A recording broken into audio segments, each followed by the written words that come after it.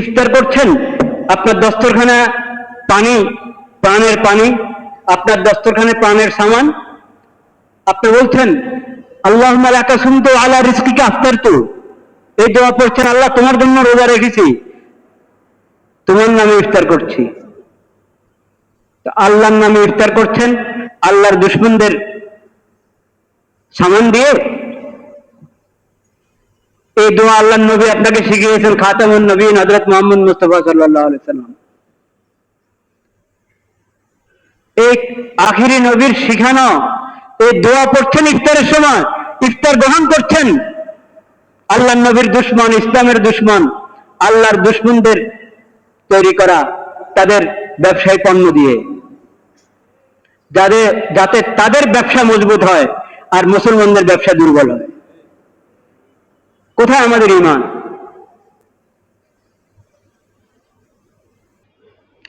বাতিল দাওয়াত নিয়ে ঘুরে,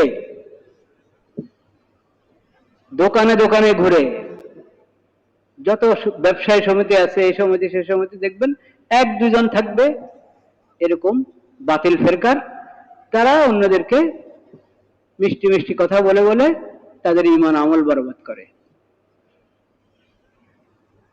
লয়ারদের মধ্যে একজন কাদিয়ানি, বাস আস্তে আস্তে অন্যদেরকে চুপিচাপে কাদিয়ানি বানাচ্ছে, কারো কোনো খবরে নেই।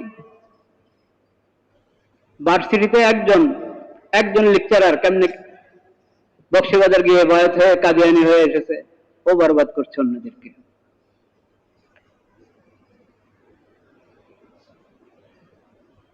বাতিল ফিরকার লোকেরা, এমনকি বেঈমান লোকেরা মানুষের আকীদা নষ্ট করে, ঈমান নষ্ট করে। আমরা উদাসীন, বেখবর, আমাদের খবর নেই। এই যে উদাসীনতা, অসচেতনতা, এটা মুমিনের কাছে কখনো কাম্য না। মুমিনকে সচেতন হতে হবে, সজাগ হতে হবে। তোমার পরিবারের লোক, তোমার ঘরের লোক, তোমার কোম্পানির লোক কাদিয়ানি হয়ে যাচ্ছে, আর ঘোষিত কাদিয়ানি কোম্পানি তো আছেই। প্রাণ আরএফএল আছে না, কাদিয়ানি না তারা? তাদের আপনারা যারা মুসলমানদের দোকানে তাদের পণ্যের অভাব আছে? এটা কি একটু আপনাদের ঈমানকে নাড়া দেয় না? একটু ঈমানকে নাড়া দেওয়া উচিত না?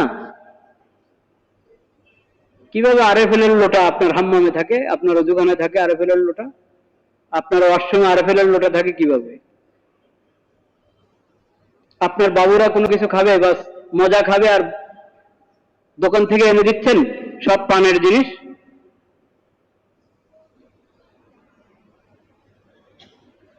ইফতার করছেন, আপনার দস্তরখানা পানি, প্রাণের পানি, আপনার দস্তরখানে প্রাণের সামান, আপনি বলছেন আল্লাহুম্মা লাকা সুমতু আলা রিজকিকা আফতারতু, এই দোয়া পড়ছেন, আল্লাহ তোমার জন্য রোজা রেখেছি, তোমার নামে ইফতার করছি।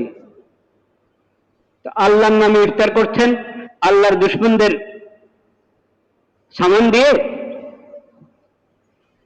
এই দোয়া আল্লাহর নবী আপনাকে শিখিয়েছেন, খাতামুন নবীন হযরত মুহাম্মদ মুস্তাফা সাল্লাল্লাহু আলাইহি সাল্লাম।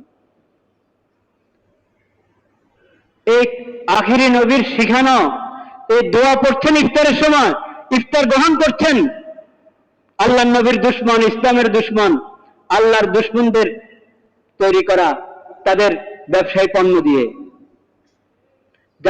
যাতে তাদের ব্যবসা মজবুত হয় আর মুসলমানদের ব্যবসা দুর্বল হয়। কোথায় আমাদের ঈমান?